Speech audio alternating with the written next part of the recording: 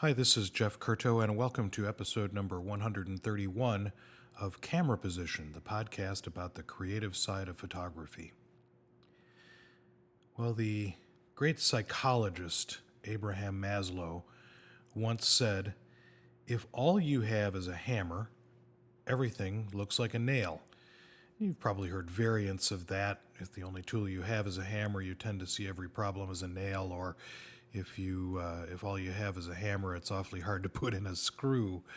Uh, but I've been thinking about that of late because I've been thinking about the way in which equipment and material influence the things that we do as photographers. And I've been thinking about it a lot because I've been using a camera that has really changed my photographic life. I've been using this Panasonic Lumix GX-1 for the last couple of 3 years now, and it wasn't until fairly recently that I realized how much this small, portable, high-quality, interchangeable lens camera changed the way I was photographing.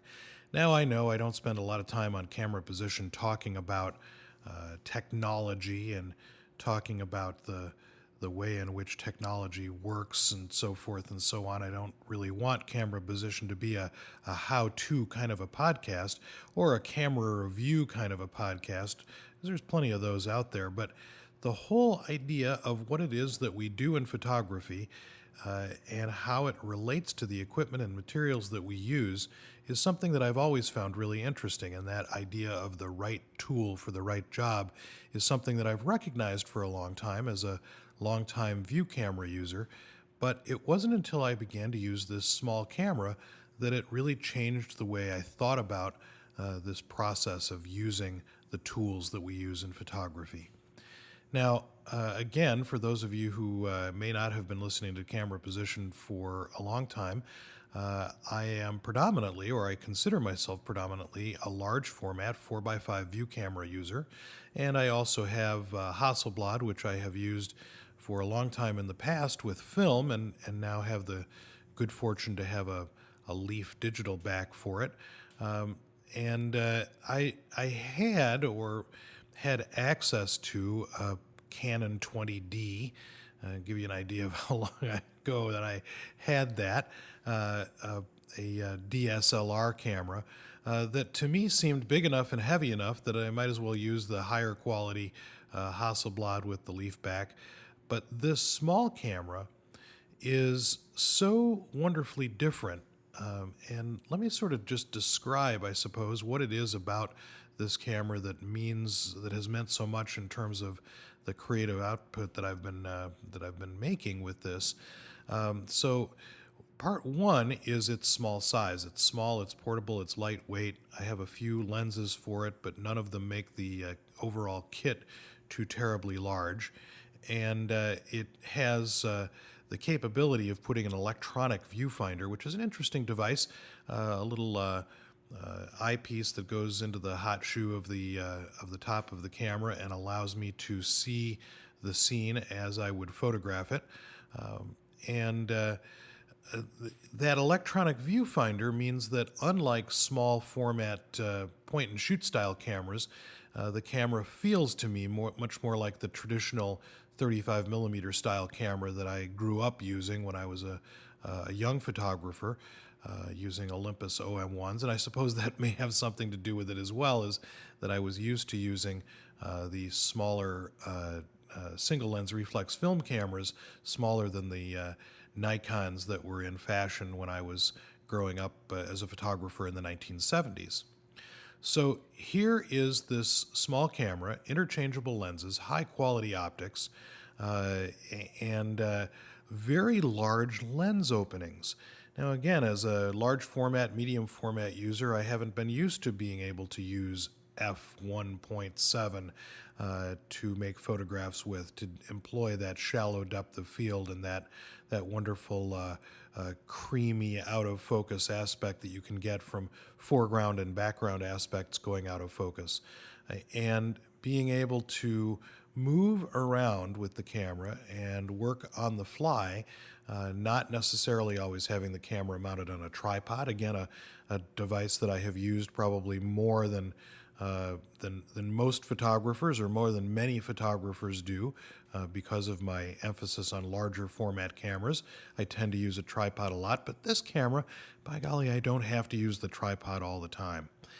And this ability to not have to use the tripod, this ability to move the camera around, has changed the way I think about photography. I'm making more photographs, and I'm trying not to fall into that digital era trap of making 100 photographs of one subject when one or two will do.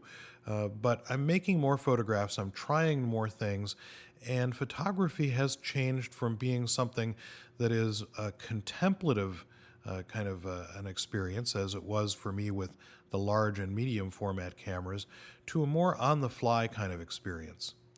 There's another aspect, too, that I find really interesting, and that is this small mirrorless camera, the generic name for these cameras. I suppose this one is traditionally or typically or correctly called a micro four thirds camera in terms of its sensor size. But it's also its ability to shoot video. And its ability to shoot video has changed things as well for me, because like many photographers in today's era, I'm beginning to think about the moving image and thinking about the way in which the moving image can be combined with the still image.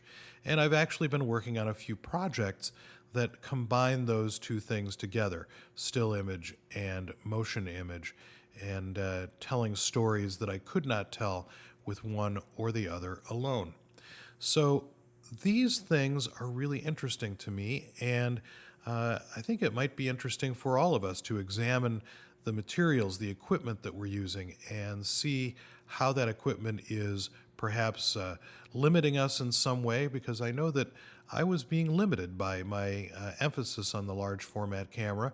It doesn't mean that I've put away the large format camera. I'm still using it for different kinds of projects, but that whole idea of the hammer and the nail, and if the only thing you have is a hammer, it's a little tough to put in a screw, the whole sense of what we do in photography is dependent upon our tools. So think about what you have. Think about what tools you have, and even if what you need to do on a Saturday afternoon is build yourself a little pinhole camera, and imagine what the world looks like with infinite depth of field in a small pinhole camera that you use, photographic darkroom paper in, and sequester a closet and make a series of small pinhole photographs that you see as negatives. Maybe that's the thing that you need to have to kind of help you see the world in a different way. For me, it has been this Panasonic Lumix GX-1, and it has been a really wonderful and an incredibly important machine for me as I have evolved as a photographer. And I think that's another part of this, is the idea that we can continue to evolve as photographers no matter how long we've been involved. So find yourself a new tool, or find yourself a different way of using the tool that you have. If all of this excitement about a small format camera is old hat to you, maybe take that small format camera and stick it on a tripod and begin to use it in a more contemplative way, the way I have been using photography or using cameras for such a long time. Thanks for being here, and I look forward to seeing you on the next episode of Camera Position, the podcast about the creative side of photography.